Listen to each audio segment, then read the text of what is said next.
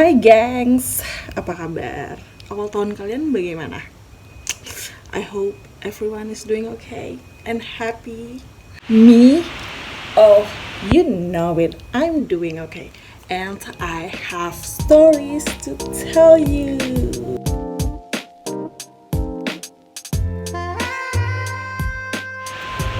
So you remember a couple of videos ago where I talked about my feelings, like the heavy heart?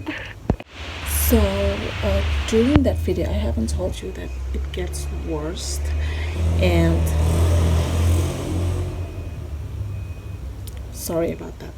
It was getting worse, and at one point, I have to lay down. I have to lay down for several minutes because my breathing was getting heavier, and my chest felt like an elephant is sitting on my chest. So I just lay there, and then next thing I know, I fell asleep.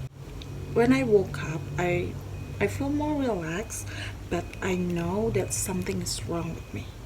Okay, so I know there's something missing, and I don't know what it was.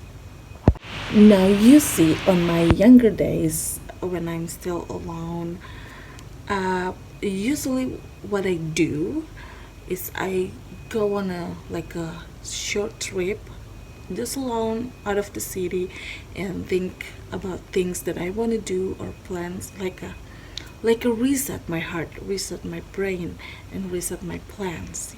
The last time, the latest was when I was pregnant with Jojo, and I know that my heart was not feeling good at the time, so I rent a Scoopy. It's a scooter, and then I went to this beach in Bali. It's called Melasti Beach. It's around an hour and a half, 1.5 hour to go from my place to that beach. And I was pregnant, like 9 months pregnant, and 1 week after that, I gave birth to Jojo. So it was bad. It was like that. It was me trying to comfort myself, trying to get me out of that stage, get me out of that place, that feeling. You know what I mean? I know that I miss my son, but I did not realize that missing him will affect me this much. Until we talked on the phone, well, a video call. From the moment he saw my face on the screen, when he laughs, I know that laughs. I know I've seen this laugh before.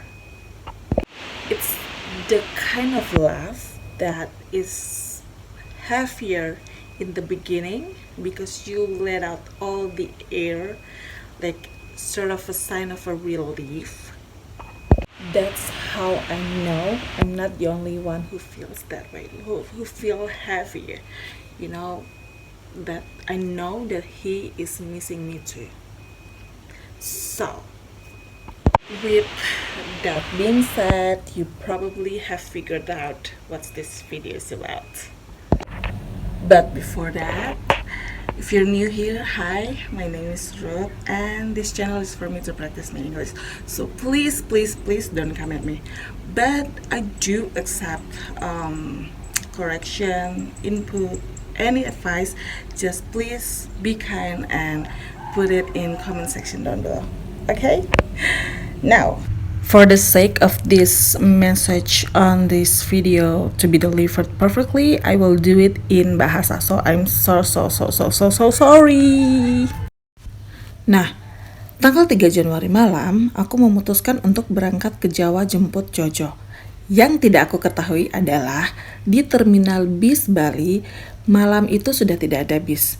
Aku tunggu sampai jam 11 malam dan masih gak ada bis. Akhirnya aku memutuskan kembali pulang ke kos. Percayalah, saat itu aku benar-benar merasa tidak berdaya. Jadi akhirnya aku tuh berangkat di besok harinya, di jam 6 pagi, Aku berharap kalau berangkat jam 6 pagi, harusnya jam 8 itu udah bisa dapat bis.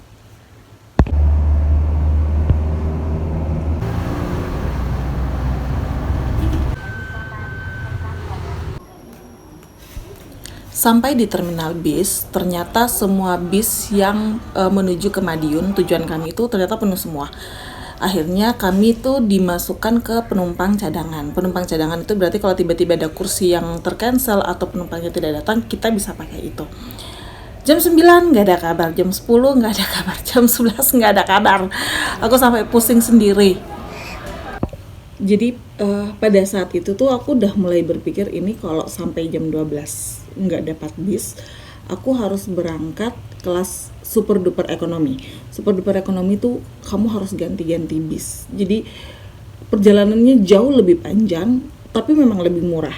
Cuman jauh lebih melelahkan dari naik bis eksekutif gitu.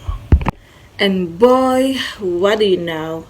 11.45, aku ingat 11.45 itu ada sebuah keluarga yang datang gitu kan, ada ibu-ibu tua sama ibu yang lebih muda, kemudian ada anak-anak 3. Mereka tuh datang dan duduk di area tempat aku duduk gitu. Nah, si ibu-ibu yang lebih tua ini mungkin sekitar 50 tahunan, mendekati 60 lah. Dia tuh duduk persis di sebelah aku, terus mulai kayak basa-basi gitulah. Mau kemana mbak, tujuannya? Like, naik bis apa, jam berapa, ya you know lah, small talks. Aku cerita dah. Akhirnya aku cerita gitu kan, aku bilang sampai sekarang aku belum dapat bis, aku adalah penumpang cadangan. Dan little did I know, setelah itu aku tahu kalau ternyata sampai jam 3 sore itu adalah bis paling terakhir. Setelah itu tuh lu sampai malam pun gak akan ada bis yang lewat gitu.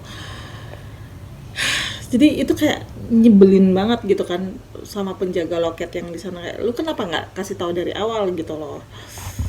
Tapi ya sudah lah ya, kembali ke cerita. Jadi aku ngobrol-ngobrol sama ibu itu, terus aku bilang aku belum punya tiket bisnya, dan sampai sekarang bisnya belum datang-datang juga, belum ada bis yang ke arah sana gitu. Akhirnya si ibu ini tuh buka handphonenya dia, terus dia tuh kayak cari gitu semua nomor bis yang dia punya, meskipun bis itu tuh tidak ke arah tujuannya kami, dia tuh nyari semua. Dia bilang, ini mbak, kontak, coba kontak nomor ini, coba kontak nomor itu, coba kontak ini. Hanya dia tuh kontakin juga anaknya yang lagi kerja untuk bantuin kita nyari bis. Dari nomor-nomor yang ibu itu kasih, akhirnya aku dapat satu bis. Nah, satu bis ini harusnya berangkat jam 12.30, tapi akhirnya delay sampai jam 3 sore. Di saat bersamaan, ibu itu yang bisnya juga harusnya berangkat di jam 12 siang, akhirnya delay juga sampai ke jam 2. Jadi kalau aku rasa sih itu bukan suatu kebetulan ya. Jadi kita tuh benar-benar sama-sama delay, terus ada spare waktu untuk ngobrol. Nah, sambil menunggu inilah ibu itu mulai bercerita. Kita cerita banyak hal, tapi ada satu bagian cerita yang dia benar-benar kayaknya cerita itu benar-benar terimprint buat dia gitu kan, kayak ini sesuatu yang spesial buat dia, dan dia tuh cerita dengan penuh semangat dan berseri-seri gitu loh ceritanya. Jadi ceritanya adalah ibu itu tuh ingat persis karena dia tahu. Jadi gini, dia tuh tahu aku tuh perjalanan sendiri bawa anak tanpa suami gitu kan. Dan dia tuh langsung kayak ingat, oh my god, ya aku dulu juga perjalanan sama anakku. Aku bawa 4 anak kecil naik bis Damri. Mungkin di zamannya dia tuh mungkin bis Damri tuh yang paling wow ya. Jadi bis Damrinya tuh udah tanpa AC dan dia tuh duduknya paling belakang. Udah paling belakang dan dia itu mabuk. Lu bayangin ibu sendirian dalam perjalanan bawa 4 anak dan dia mabuk perjalanan. Dalam perjalanan itu dia itu dibantu sama 3 orang bencong. Ya, you know, like sekarang mungkin sudah agak biasa ya orang ngomongin bencong.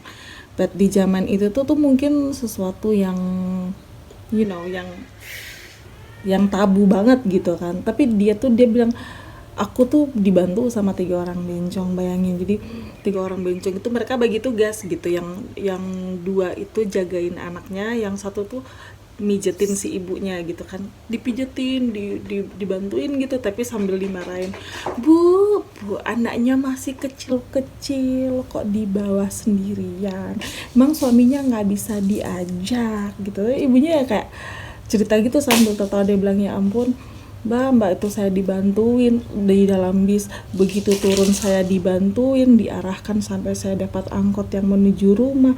Terus kayak dia tuh cerita tuh sambil mengingat sesuatu yang benar-benar luar biasa gitu kan. Ya kurang lebih kayak sekarang aku cerita sama kalian gitu kan, karena I'm so excited karena apa yang aku dapat itu benar-benar di luar, kayak itu bukan sesuatu yang terjadi setiap hari gitu loh.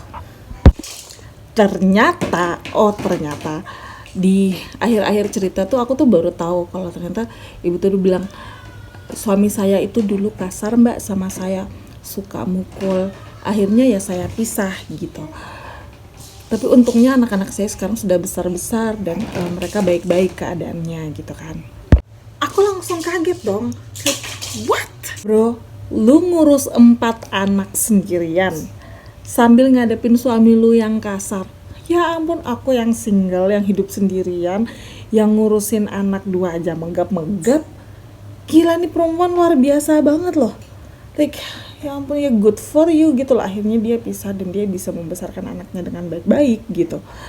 Dan ya, itu cerita pertama, itu cerita yang pertama. Terus kemudian bisku datang dan akhirnya kita say goodbye. Terus aku naiklah sama Ale, naik bis menuju ke Madiun. Dan ini adalah awal dari cerita yang kedua. Oke, gengs, aku nggak pengen videonya panjang-panjang, jadi aku bakal tutup video ini. Jadi ini yang bakal jadi video part 1, part 2-nya aku posting besok. Oke. The kids are awake, so we are gonna deal with them. Bye.